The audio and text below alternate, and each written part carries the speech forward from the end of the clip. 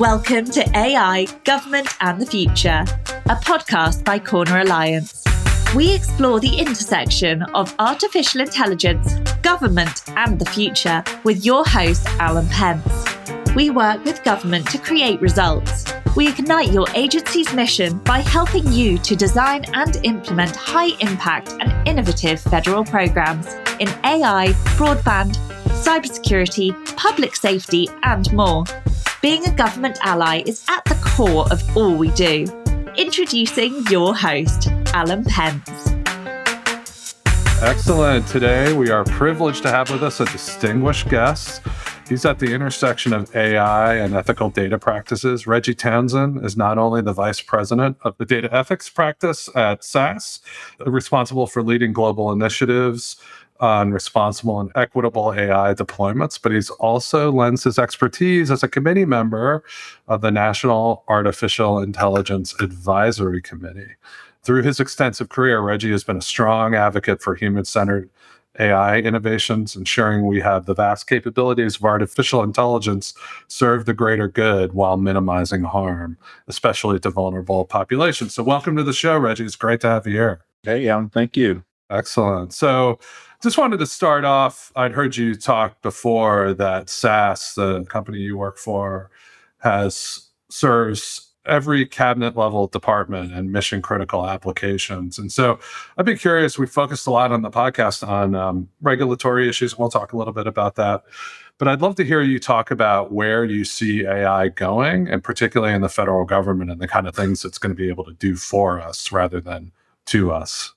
Certainly, I'm happy to speak to some of that. We do a lot of work with the government, namely as it relates to making the government more efficient and hopefully more effective. Now, there are some limits to technology. I'm sure we'll get into some of that. But at the end of the day, the technology is there to do two things. One is to enable our values, right? But then two is to help us to execute on those values more efficiently and effectively. Now, it requires a level of process and people to support it, but most of where we show up, it would be some of the major agencies, a lot of the acronyms that you probably can rattle off pretty quickly, all kind of in the vein of helping the government do what it does in a more efficient manner, be that identifying plans for benefits or optimizing routes for mail, right? So it's that sort of thing. And I'd seen there's a lot of this, I guess, currently that's probably focused on some of the automation features behind AI of maybe identifying misbilling or fraudulent billing or something like that. Yeah, it's important to note that, AI has been around for quite some time. We're a 47-year-old company, as an example. We've been doing this for a really long time. And most of the AI that exists today shows up in applications like you just described, right? They're, for the most part, back office, automation sorts of activities. Now, certainly there is kind of the more novel consumer-facing stuff that I'm sure you probably want to get into. But most of the activity that you see with respect to AI shows up in places like government and financial services and retail segment and healthcare, in back office, kind of CIO operations kinds of areas. But I guess the future, sort of everyone, as you referenced there, is moving from that back office, right, to really like a policy decision support tool. Is that sort of the idea? So that's a big question. We have to unravel it a bit. I think the policy conversation comes in as a consequence of some of what we're seeing in the kind of the more predictive side of AI, right? So if you can bucket AI into two buckets, one would be more prescriptive rules-based sort of artificial intelligence. So it says, for a given situation or set of variables, I'm going to apply a heuristic or an algorithm, and then I expect to see a given outcome, or I want to get a general sense for what potential outcomes, plural, might exist. So that's kind of the prescriptive side. But then on the predictive side, it is for that a different set of variables, or perhaps even the same set of variables, what might I expect in the future? So think about forecasting. It's probably an example that everyone would be familiar with. What we're experiencing now with the technology is the ability for the technology to predict some things, namely kind of filling in words, right, on a probabilistic basis, It, quite frankly, is freaking us out here. Like people are like, there's magic in the box, right? And so I think a lot of the policy related conversation has to do with the predictive nature, and you can see the trajectory of where we might go with predictive capabilities, even beyond, the large language model stuff that I just kind of cited. You can see how it might have some pretty significant consequences in, say, a financial services setting where you're trying to make a determination over credit worthiness, or in a healthcare setting where you're making the determination over health, right? So depending on the kind of the levels of risk associated with that predictive capability, certainly there is a need to put some policy and procedural expectations in place to make sure at the end of the day that people don't get hurt. Do you see sort of obviously these issues are complicated and vary by agency, but in your experience, have you seen sort of reluctance to engage in AI at that level in the government, and contrast that to the private sector? No, I would actually say on the contrary. I think there is quite a bit of interest. Now, you know, having interest and having the ability to execute are two separate things, right? But I think there is significant amount of interest. It is the conversation du jour, right? So if you tell people have an opportunity to make your life better by making your work more efficient, making you as a professional more effective, I think most people by and large would say, yeah, sign me up for that.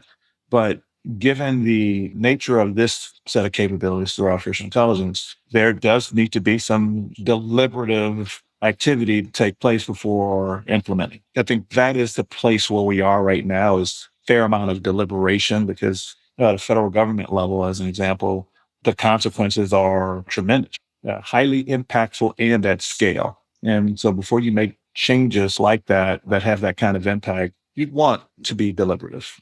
I've talked to a few other guests about, there's sort of multiple different things or issues that might arise from AI. And we've kind of talked about actually the government using it and what that would do. And then there's the issues around the regulatory aspect.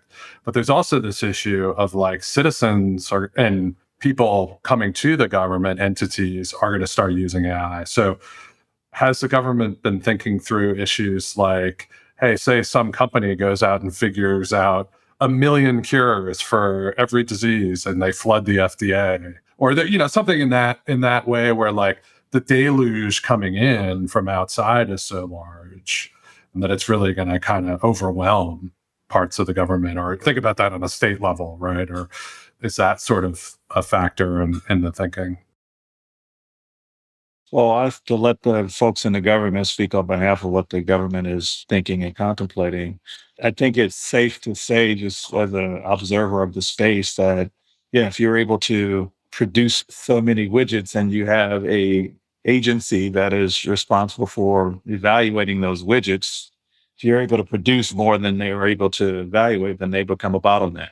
I don't think that is different than what we experience today. You think about the FDA as an example, and dealing with clinical trials, right? There are a lot of pharma and biotech companies that are trying to get into the trial process, but there is a bottleneck. Now, do we want to make that agency more efficient so they can process, all of these submissions? Well, that seems to make sense if the end goal is to be able to release therapies to the marketplace that help people get rid of certain disease states, right? So that only makes sense. Now, if the argument is that artificial intelligence is going to increase the output of those pharma and biotech companies such that the FDA can't keep up, then it would stand to reason that the FDA probably ought to have some equivalent evaluative capabilities, right, so that it can keep up. Again, I think that's an age-old problem, but I think it is a way out of that we would prefer. You want to have some body, in this case, agency, doing some level of due diligence as a matter of reconciling what the people who are incentivized to get product to market really quickly for profit, right? You want to be able to balance that out with some objective criteria to ensure that in their haste that they don't inadvertently hurt people. I guess the point being that sort of the use of AI will force the use of AI right on the other side. I personally think going to cause sort of a disruptive revolution in government, the way government is conducted and regulatory bodies operate. They're going to have to change. Perhaps. We've seen this before, like the use of computers necessitated the use of computers, use of the internet necessitated use of the internet. So in that regard, we've seen this before. I think the use of AI represents potentially an inflection point as we go into a kind of a new age of computing, if you will, but it is the same sort of trajectory. So let's talk a little bit about the work on the National Artificial Intelligence Advisory Committee. If you could just kind of describe the body and what it's done. And I know you have limitations on what you can speak about and who you speak for, so explain that as well. That should be clear. The limitations aren't for lack of desire to be transparent. It's just you have to have a voice that speaks about these things. And I'm not that voice right now. So the committee was put together by statute, so meaning it passed through Congress on a bipartisan basis to be established. Actually, back in 2020, if I'm not mistaken, took a little while to actually formulate it, but it is a formulation of about 26 people from industry, academia, nonprofit sector, you name it, all with some level of expertise that we bring to the table. And our charge really is to advise the president and the National AI Office on matters associated with artificial intelligence.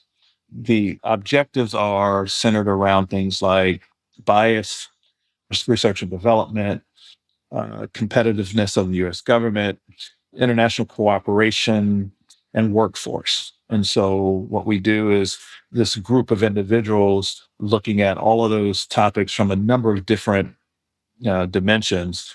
And the output of our first year is in the form of a report. Folks can go out to ai.gov and check that out. In fact, it's ai.gov/NIAC, which is NAIAC. Again, ai.gov/NA. But, we're talking about government stuff, so there's no shortage of acronyms. My thing is, I'm not a DC guy, so I don't talk DC very well. But, I have to keep up with one or two acronyms, and that is probably the one. So the output came out in the form of that first year report. We're into our second year now. I'll say, sped up a bit after last November, once ChatGPT came out and everybody learned how to spell AI. And so, it was a lot of conversation, as you might expect. And so under the direction of Department of Commerce, we have been asked to be a little more visible, been asked to provide our thoughts on a slightly more rapid pace. And so as a consequence, you'll see some of that activity showing up as well in the form of non-decisional findings and what have you. There is a distinction, and again, I'm not a DC guy, so I'm learning this. There's a distinction between decisions and recommendations that end up going to the president versus things that we just kind of observe and want to make sure that people are aware of. And so we're trying to do our level best to segregate between those two in the spirit of sharing as much information as quickly as we can to as many as we can to allow people to react to that information for the best of their situations. And how does that relate to the AI Bill of Rights, I guess, was before the committee, or kind of that was a product of OSTP, I guess, but. Yeah, that was out of OSTP. So that activity was done independent of us. However, what you'll find in reading through our report are references to things like Bill of Rights, things like the NIST risk management framework, and so on. So there are a lot, as you might imagine, a lot of activities in the government going on with respect to artificial intelligence. The National AI Initiative Office has the role of attempting to corral those activities, and then our reporting into that office as independent individuals working in our own personal capacities, right, are advising the government. But all of those other activities are activities of the government. So hopefully you appreciate that distinction. And that's the Office of Science and Technology Policy. I should not be throwing out the acronyms as a DC guy. I need to be careful about that. And they are an advisor to the president through the office, OMB.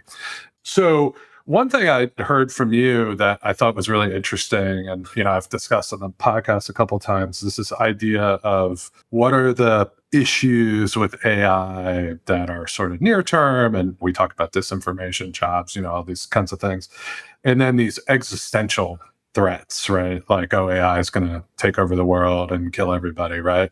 And you had a pretty good, I think, way of thinking about that. Like you said, if you had 100 people, you'd only have like one or two working on the existential part, right? Mind kind of filling that in.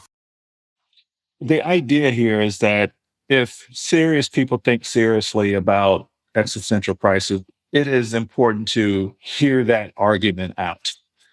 I won't dismiss anything at face value. Just I want to hear it out. Now, for my own evaluation, I've yet to hear any argument that suggests that I should be afraid of artificial intelligence taking over the world, killing, a large majority of people or anything like that. While I won't entirely dismiss that there is some existential possibility, I just think that possibility, based on everything that I've heard, and I've spent a lot of time listening and trying to learn about this stuff, there's nothing that would suggest to me that this is anything more than a really far remote possibility. Now, even really far remote possibilities, you want to make sure you appreciate what the risk level is. So I would say out of 100 data scientists, I want to put one or two on that issue. Hey, spend a little bit of time. Let me know what's going on that we can reasonably expect in the next 25 years. But 25 years is a long time away, right? Now, there are a number of harms and ills, unintended consequences in our society today that we don't have to theorize about. We see people on our streets without homes. We see the consequences of insufficient economic participation from a number of communities throughout the country. We see gender imbalances, and the list can go on and on and on. So in my thinking, if we're ultimately concerned about humanity, I think we should just be concerned about the humans that are here today and not be so wrapped up about the humans 25, 50 years from now, if we're really concerned about humanity. And so let's use the other 98 really smart out of my example to focus on the ills of today. So that was the whole idea that you're referencing. And I think it's a great distinction because you do hear that as sort of the fear, uncertainty, doubt kind of thing. And I'm waiting, until someone comes back from the future and tells us that the machines have taken over. I'm okay. I'm going to keep moving forward, right? Let's go into some of those near-term ills and harms and some of the things you focus on, ethics and data equity. So maybe describe some of that, what that means and how you're involved. Well, you got to start with the idea that everybody is human. You, me, every single individual listening to this podcast, everybody is human. And why is that important? It's because we've seen throughout history when you begin to dehumanize people, then that justifies certain ill treatment toward those people. So we start with the premise that we are all human, then that at least puts us in the proper mindset to have the conversation that we're getting ready to have, I think. My space is data ethics, which fundamentally says, if you believe, like I do, that data is basically our recorded existence and equity is the fair treatment of humans by other humans, then we've got a statement that I'll derive that says that data at the end of the day should empower people to thrive. So it's important to note that fair treatment, equitable treatment is not the same as equal treatment. So equal means everything is the same. Equitable says you get your proportion based on your need. If I need to come up to par with history, spend time teaching me history, not math, right? I got enough math, right? So end of the day, data should empower people to thrive. That is my belief. And so we approached here at SAS our work from a data ethics perspective with that idea in mind. Now, of course, artificial intelligence is like I said, is the conversation du jour. And so we spent a lot of time focusing on that. And at the end of the day, it is about dealing with some of the topics and dilemmas associated with eventually making sure that where data exists, that it is used in a way that helps people to live a better life. So that is increasing their agency or their independence, increasing their levels of well-being, and of course, doing that in an equitable way.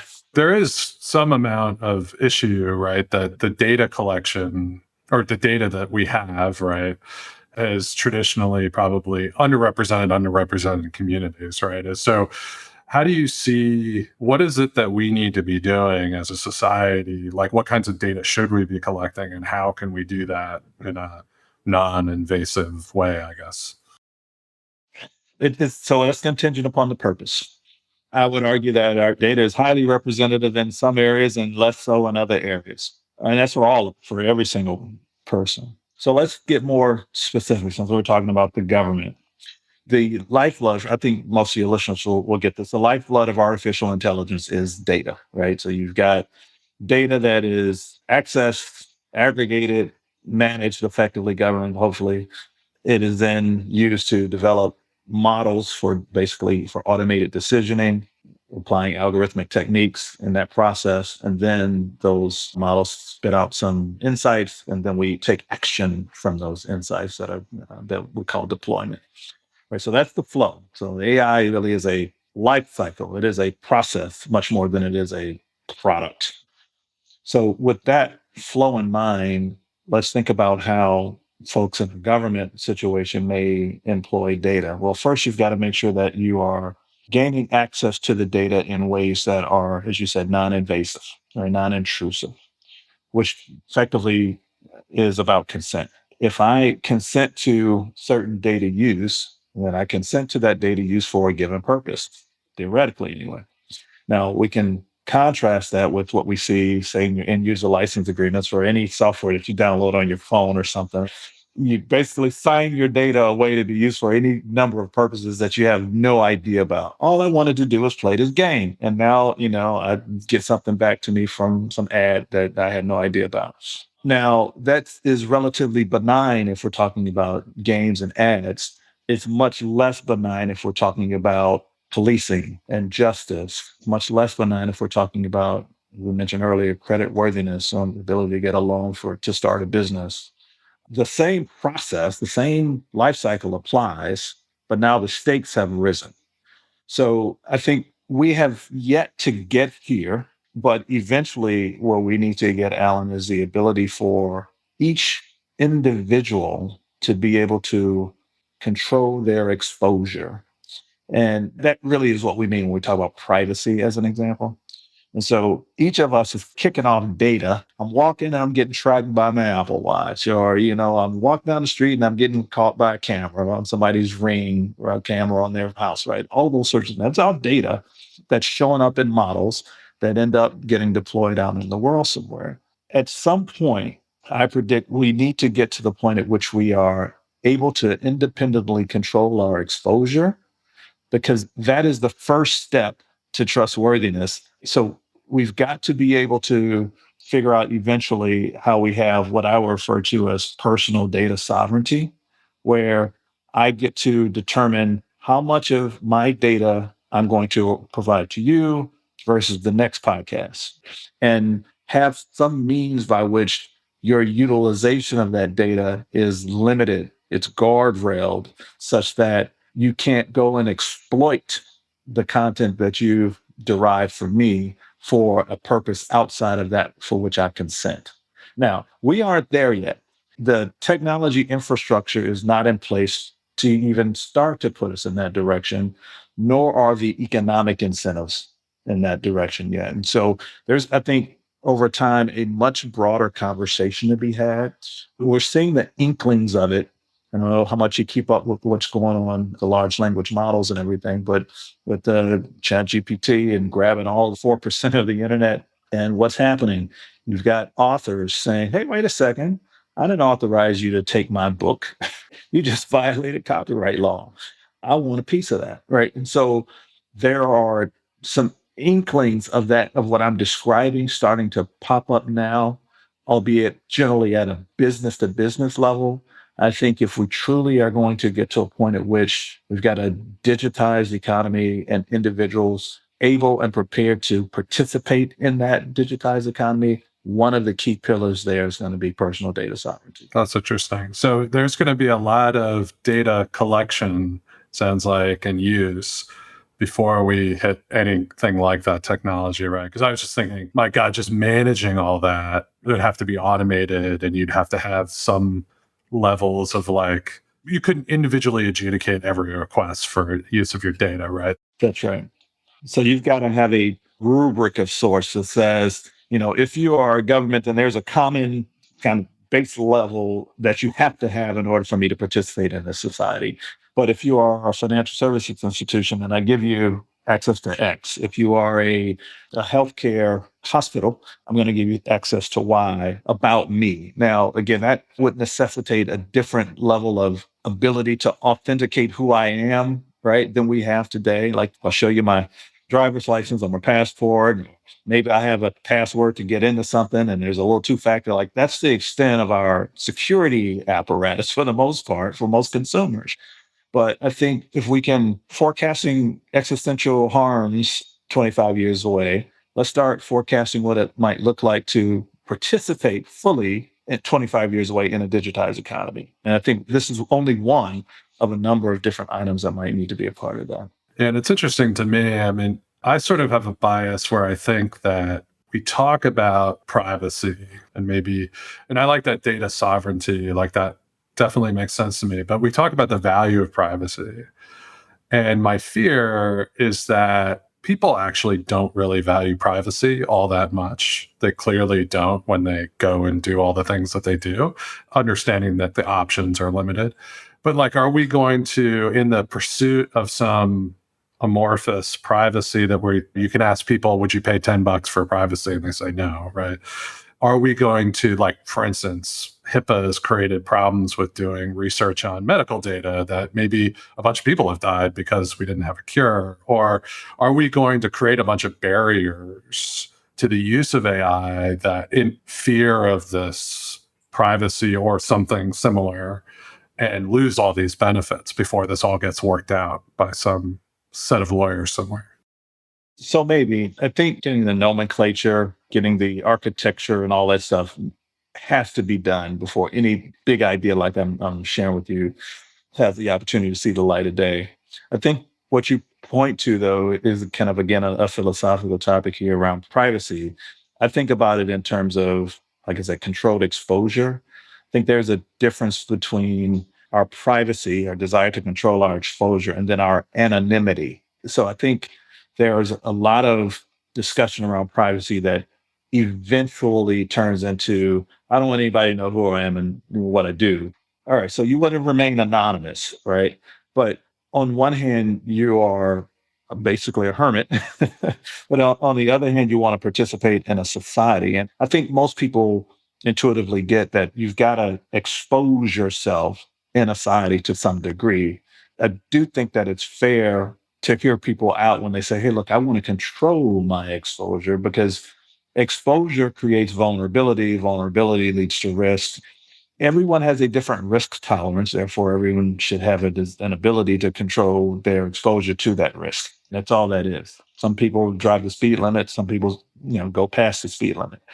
Now, there are consequences to both. The speed pedal is underneath your foot, right? And you have the ability to deal with that. And so that's all I'm suggesting, is that we ultimately, I can foresee getting to a space like that. And if you look at what's going on in Europe, they're starting to think about some of these things already. So commonly folks talk about the EU AI Act, which gets a lot of attention, but they've got a data act as well. And the data act starts to go down the path of putting more control into the hands of individuals when it comes to data. One of their primary drivers is this idea of monetizing one's own data. Today, we basically give our data away for free. So kind of to your point, we kind of exchange privacy for convenience and so on. But our data is given away for free. It gets aggregated by, the big hyperscalers. They use it, repackage it, sell it back to us, the whole thing, right? And over there, they recognize that, the big hyperscalers are all US firms. That has something to do with it, I think. So it's like, why would we give all of our citizens the data to these US firms? Does that make sense? And if I were sitting in their position, I would say, no, it probably doesn't make sense. And so I think one of the levers that they have is kind of this notion of Data Act. And at the same time, it creates a level of inclusive participation from all of their citizens. So we'll see where it goes. It's still on the drawing boards. Obviously this is speculation, but I would assume that the US is not going to take the same approach. And as I told you, I was interviewing one of the advisors of the German parliament today and making the case that, look, like Gmail, that you're giving up, they're scanning your email to train their models. But what a huge benefit. I remember using stuff before Gmail and it was terrible, right? And so the one thing I worry about is that we kill that Gmail because of this. And my hope is that US regulation, I think what I heard from you is exactly right. This is going to be an evolving process. It takes a long time. And I think walking out and regulating this sector today is kind of nuts to me, but it's going to take some of these, getting the nomenclature down, understanding the value of these things, the pros and cons, and then some of the technology infrastructure to be able to people to make effective decisions like that. Yep. Starts with the principles and values. Eventually, the technology simply enables our values. So I think that's where we started off. Exactly. That's where we'll finish up. So that was great. Thank you, Reggie, for being on, and good luck with your work with at SES and with the advisory committee. Thank you. Appreciate it. AI, Government and the Future is brought to you by Corner Alliance. To find out more about Corner Alliance and how we work with government to create results, visit our website at corneralliance.com. And then make sure to search for AI Government Future in Apple Podcasts, Spotify and Google Podcasts, or anywhere else podcasts are found. And click subscribe so you don't miss any future episodes. On behalf of the team here at Corner Alliance, thanks for listening.